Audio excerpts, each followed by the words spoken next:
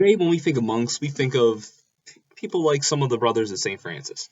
We think of, them turning the other cheek, honoring saints, being good religious people, and blessing humanity with brotherly love. But for centuries, they were known equally for fulminating their foes, humiliating saints, and casting calamitous curses at people who crossed them. Clerics called these curses malediction.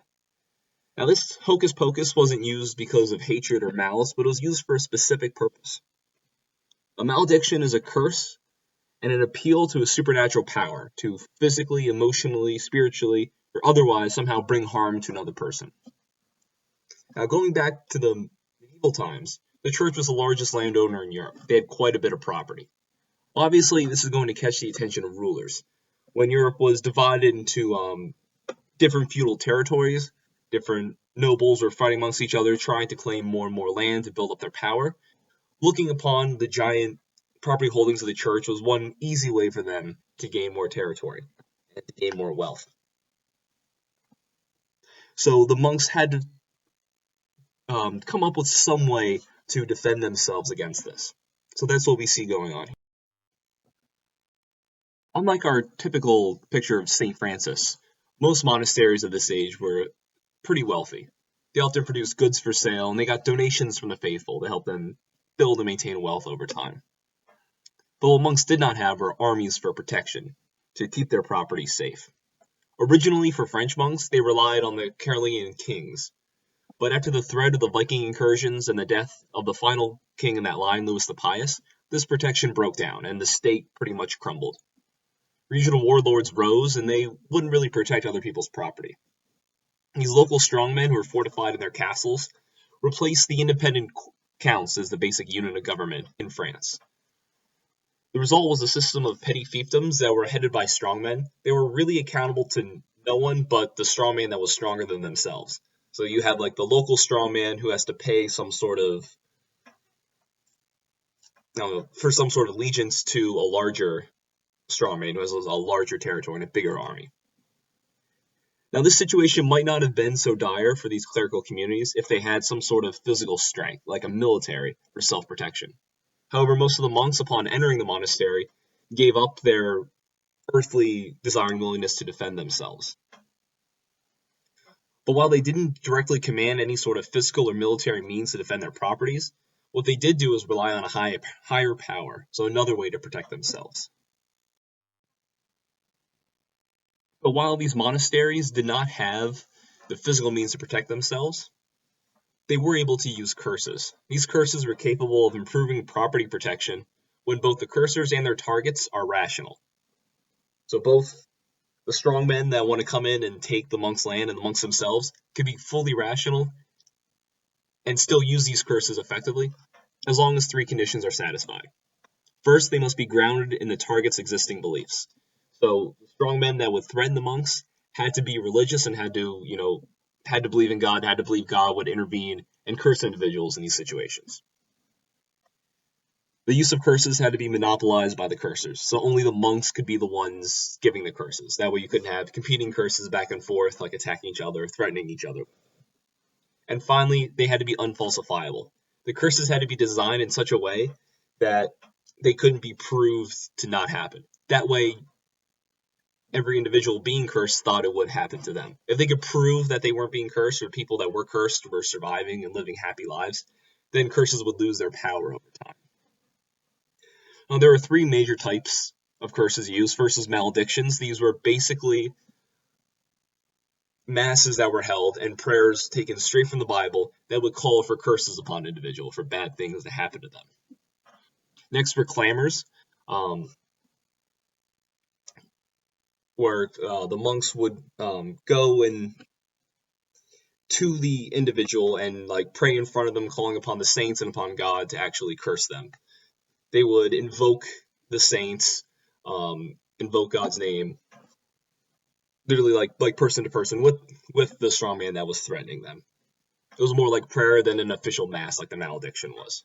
And finally, there was excommunication and anathema, where you were literally removing the person from the church and preventing them from entering the afterlife.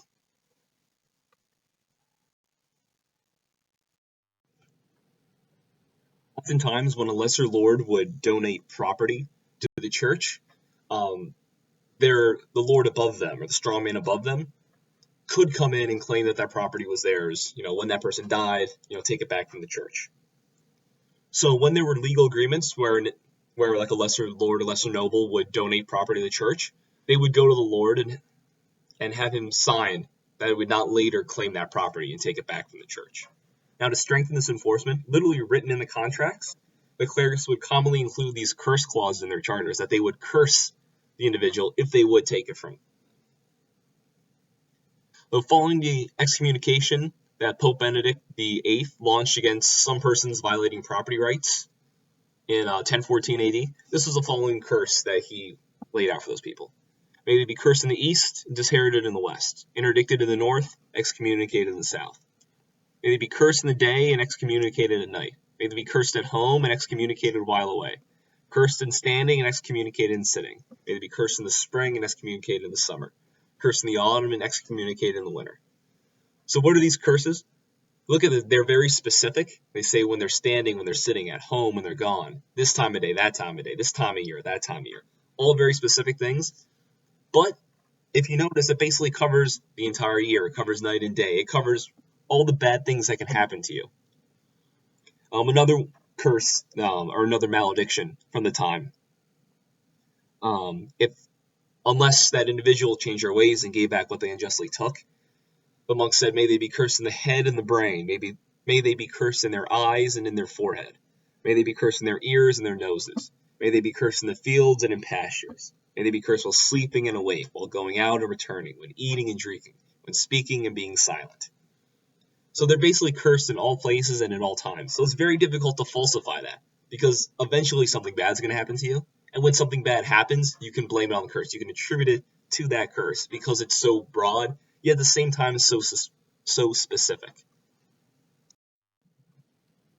So in this state of anarchy at the time, the monks these monastic communities, used maledictions to protect their property. These were a way for them, instead of using force, to be able to ensure that no one took their property. And monks leveraged the belief by the strongmen, by the people who may come and take their property. They used that belief in the afterlife as a way to protect their property. So for strongmen, taking property in normal times had a low cost. They can come in, have their armies, kill some people, threaten to kill them, and take whatever they wanted. But if you added a curse onto that, it made it much more costly. That curse would affect you in this life and in the afterlife, and it would make enjoying all those, riches that you just stole a lot more difficult. So therefore, because these strongmen were rational, they would take a lot less property than they would previously without the curses, because those curses added a higher cost of that action. Now remember, rational people do what they think is best for them. They can be wrong, but they do what in their mind is best for them. So when you add the cost of a curse or a potential curse onto an action, you're going to expect to get less of that action if people believe those curses are true or could be true. Now the monks used overly broad curses, so it wasn't falsifiable. So people couldn't prove that these curses weren't taking place. And basically anytime a bad thing happened to you after being cursed, you could contribute it to that curse. Only the clergy could say mass and could pray maledictions, so it was only the clergy who were able to curse people. And finally required belief in the faith, which was pretty ubiquitous at the time in France. So what we see is things that on the surface seem stupid, not only persist but are institutionalized. This was used for several centuries and the highest levels of the church. I showed you last slide, even the Pope used maledictions at the time. These supposedly stupid practices, facilitate the ability to govern and to organize society. In society where government institutions do not have the capability to protect private property or to provide basic law enforcement, these superstitions are workarounds, ways that societies can overcome problems by leveraging the beliefs that individuals have to perform governance functions in order to get what we call collective action, or people to all act together, in the best for society.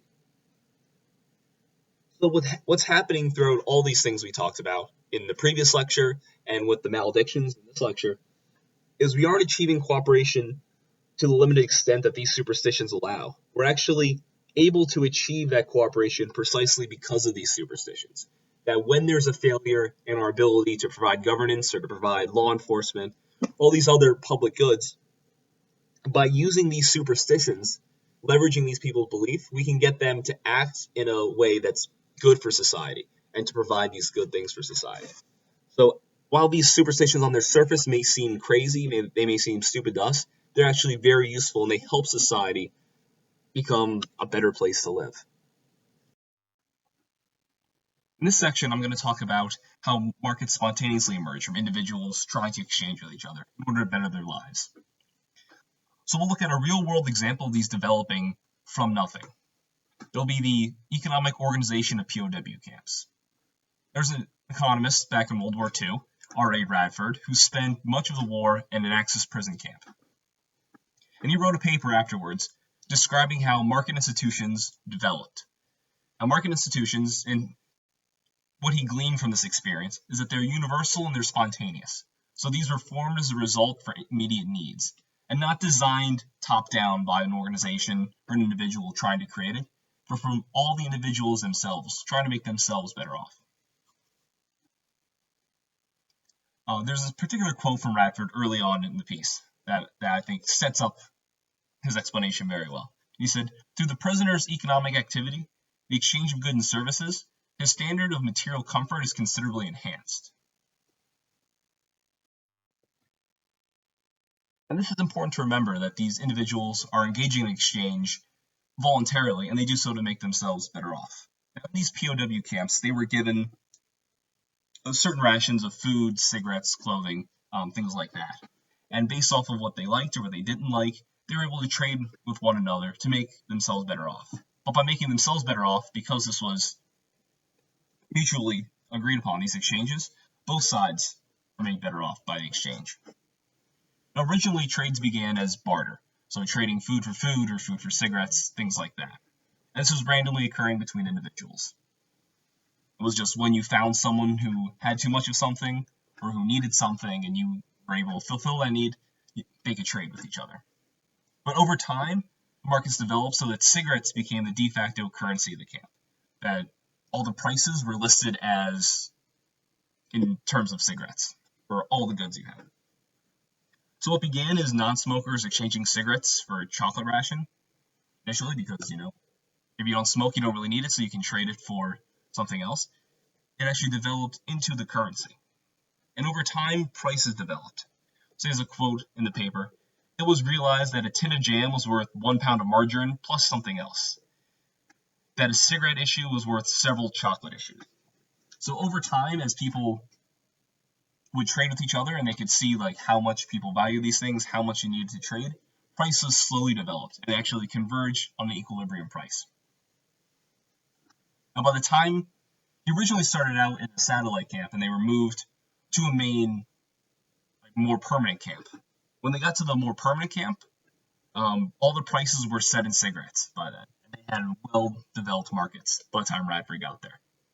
In each bungalow or each area where the prisoners would sleep, there were notice boards hung up that had goods offered or goods that people wanted and prices listed. So prices had clearly developed just from individuals trading over time, not from someone top-down deciding what the price was going to be. What's important to note about how these markets developed is that they came into existence from spontaneous organization from these individuals. And the resources were given to individuals by the Red Cross. They were given to all the prisoners in the POW camp. They weren't being produced by the prisoners. And this is irreconcilable with the labor theory of value, something we talked about a long time ago, back at the beginning of class, that the value of a good is determined by how much labor cost goes into producing it. In this case, the labor cost of producing these goods within the prison camp economy was zero, yet they still had a value with each other because it was based off of that subjective value, what each individual considers each product to be worth. There's no capitalists or bourgeois to exploit the working class like you see in Marxist literature. In fact, we had a bunch of small individuals just trading with each other. There was even a small labor market for individuals who were willing to perform services for others for a price. There were also entrepreneurs that existed. There was one coffee shop that the individual loan that they repaid back to people over time. The coffee shop hired a bunch of employees, including at one point an accountant, to brew the coffee, to serve it, to clean the dishes, to do all that stuff, to provide a nice little cafe-like area. There's also some Hindus that were in the camp. Now, not very many people spoke the language that those prisoners spoke, but a few people did. In that camp, they didn't eat meat, or they didn't eat some sort of beef or pork because of their religious beliefs. So the price of that was very low within their group. Once, I believe it was some British prisoners who knew how to speak their language, once they were able to enter that market and begin trading with them, they could trade for beef or pork at very low prices. That brought the price down in between them. The price for beef and pork was high for the British and the Americans and the French, very low for the Hindus. Once those two markets began trading with each other, the price in the Hindu camp increased, and the price in the American, the French, the British decreased. So we see the prices moving towards equilibrium once the markets open up.